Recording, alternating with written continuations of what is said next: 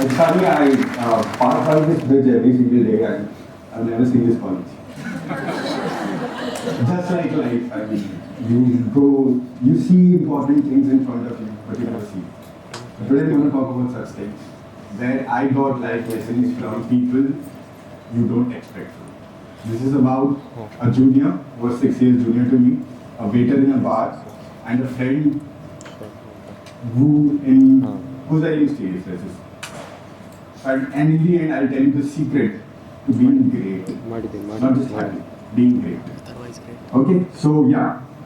I was in a jail around 3 years ago. I was trapped in a room. I was being court-martialed by the Indian Air Force. I was a fighter pilot there. Because of clinical depression, things happened and I was facing consequences. So I was trapped in a room.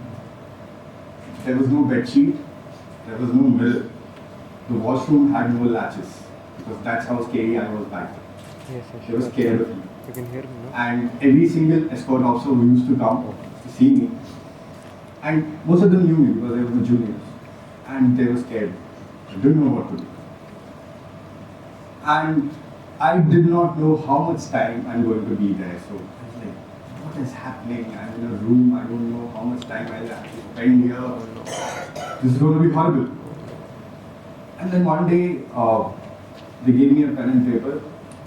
I started writing. My love story. Usual thing, breakup. All of us idiots do that. Breakup. Yeah, love. And I started writing, but still it didn't feel so good. I was like, I'm so alone in life, I'm trapped here, I'm screwed. I don't know what I'll do if I get out. And then one day, this junior comes up and he sees me writing. And like, this Roger, okay, he's been flying day and night, he's been studying, he hasn't slept. He comes to me and says, sir, you're so lucky. I'm like, why? So you can sleep 24 hours a day, you get free food, you can write, nobody's gonna check you, you can do whatever you want. I'm like, shit. You just changed my perspective. And trust me, I was there for 4.5 months. I wrote 2 novels. I lost 7 kgs. I was quite fat back. I lost 7 kgs. And when I came back, I came out, I released my second novel, India Chef.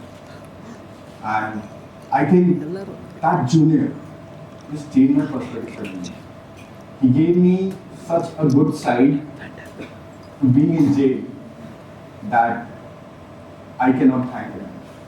That was the first story. Second story. I come out, I've written a book, fine, not a big deal. I was a National Defense Academy graduate, DSC, no value outside. Trying to get a job, just a normal writer, started writing on Quora, no job. So what does a guy do? A typical Indian guy who's 24-year-old, was nothing to do in life too. He drinks. Old now. So every day, I used to go to a bar near my house, say, give him 100 rupees, he used to give me old now, and tea. I used to sit there and write. And this continued for some 2-3 weeks. I was writing. I was doing research on the revelation in the Bible about Satan. I was writing about that, got really into it. This beard was still here, hair was here. If you saw me, it was horrible. But there was this waiter. He used to serve me every day. I used to give him 20 rupees. And one day out of the blue, he comes and asks me like, Bhaiya, dude, what is wrong with you? Look at him like, you're a bloody waiter. That's what I said to him. I was like, nothing. I like drinking. He's like, I see people every day here. Like, I'm just asking because I'm concerned. I didn't say anything. Went back next day. He didn't talk. Probably a week later, again same question. I finished my old one.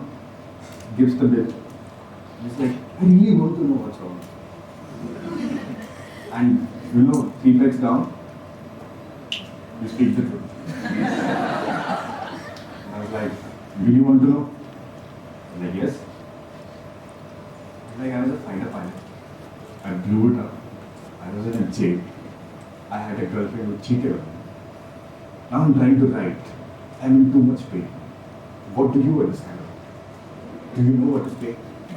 Shouting full on like Bollywood hero style, like, do you know what is pain?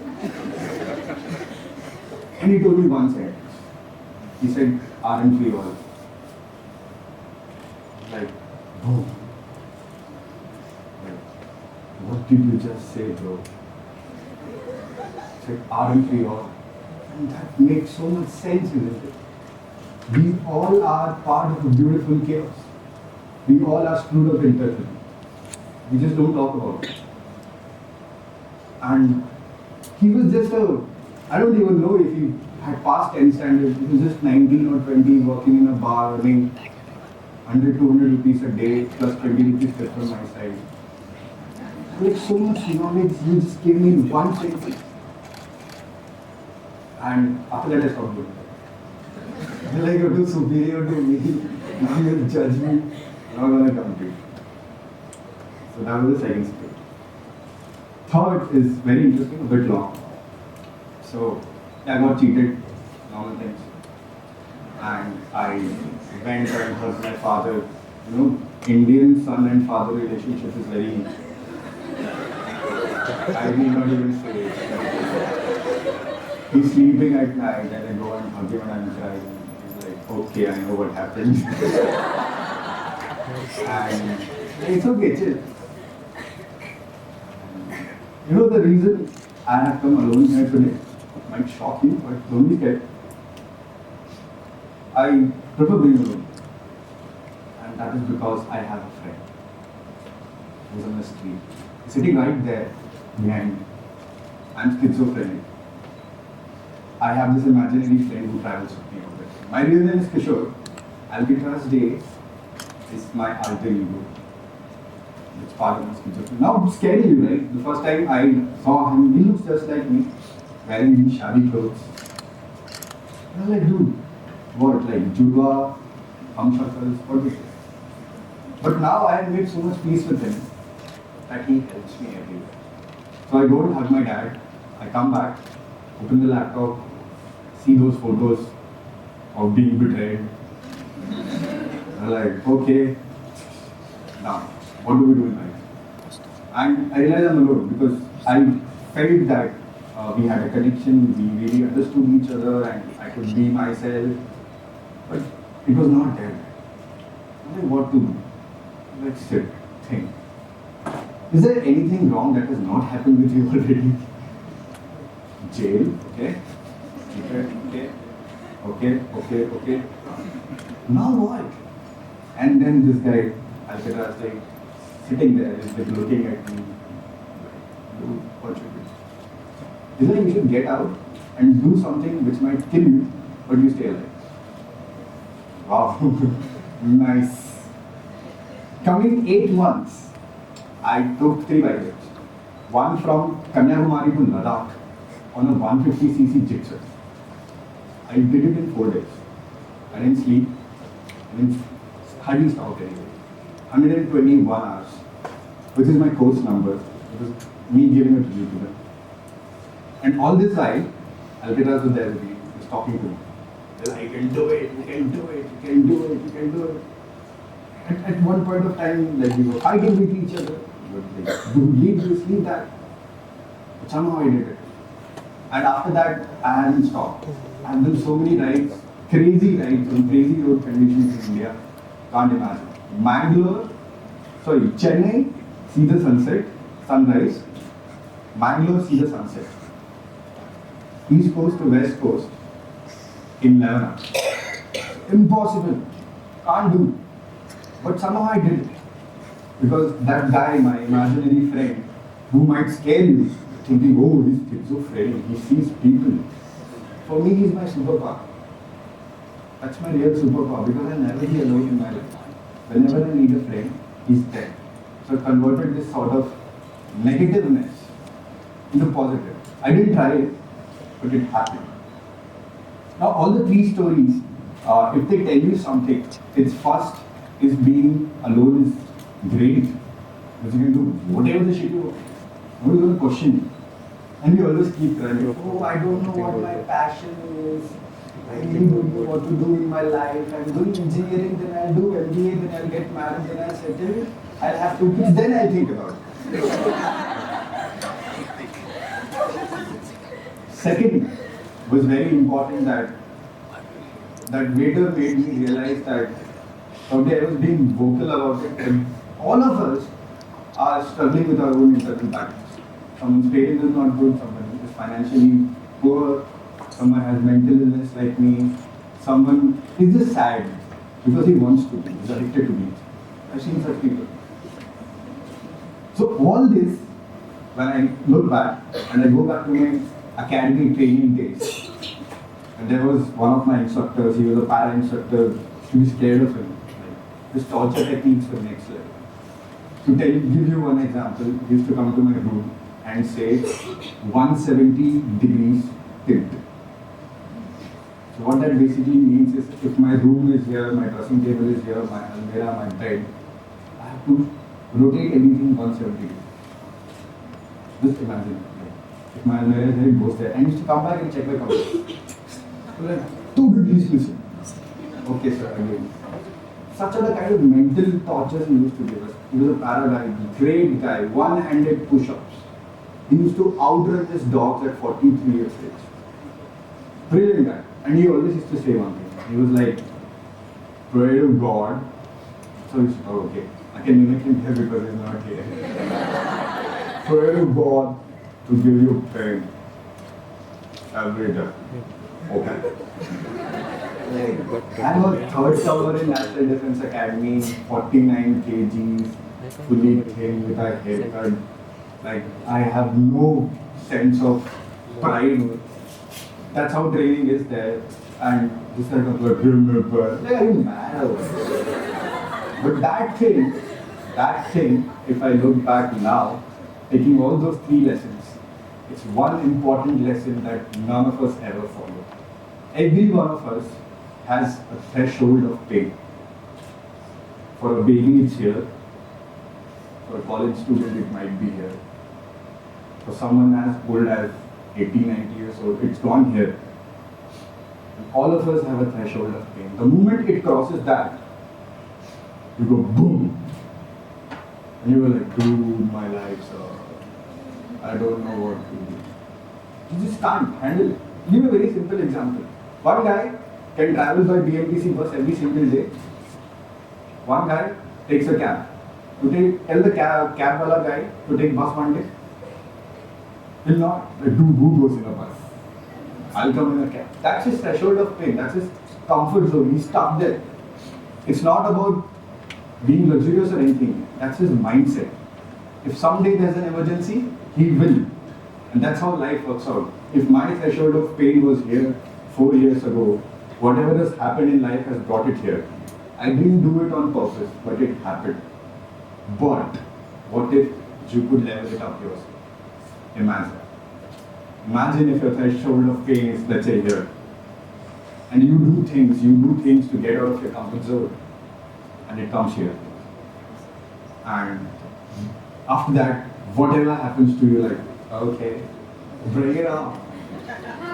I'll see what happens. Zen mode kind of thing, right? And I'll give you 2-3 simple tricks how to like actually do that. Now, 4-5 simple tasks, okay? You can try it out. Work for me, sometimes I got slapped also, but it's okay.